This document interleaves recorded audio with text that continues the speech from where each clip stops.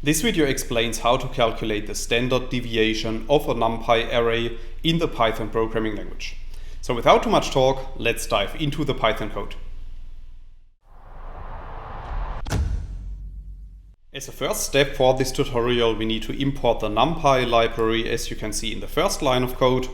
And then we also need to create an example array, as you can see in the second code box. So after running these lines of code, a new array object called myArray is created. And as you can see, this array contains 5 columns and 3 rows. Now, if we want to calculate the standard deviation of all elements in this array, then we can apply the std function of the NumPy library. And within this function, we need to specify the name of our array. So in this case, our array is called myArray. So after running these lines of code, the standard deviation of all elements in our array is returned. So in this case, the value 2.33. Now you have to know that the standard deviation function by default calculates the standard deviation for the population. However, it's also possible to manually specify that we want to calculate the standard deviation for the sample. And we can do that, as you can see in the next line of code, by specifying the ddof argument to be equal to 1. So after running this line of code, another value is returned. So more precisely, the value 2.42.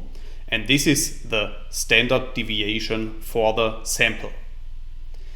We can also calculate the standard deviation by the columns in our array, as you can see in the next line of code. So in this case, I'm specifying the access argument to be equal to 0.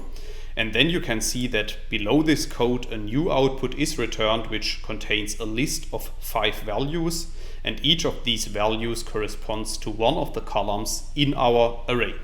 Alternatively to that, we can also calculate the standard deviation by rows in our array, as you can see in the last line of code. And in this case, we have to specify the access argument to be equal to 1. So after running this line of code, the standard deviations for the rows in our array object are returned. That's all I wanted to explain in this video.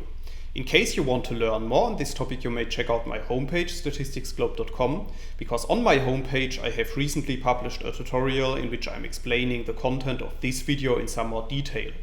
I will put a link to this tutorial into the description of the video, so you can find it there. If you have liked this video or if you have any questions, let me know in the comments section below. I'll try to respond to all comments as soon as I can.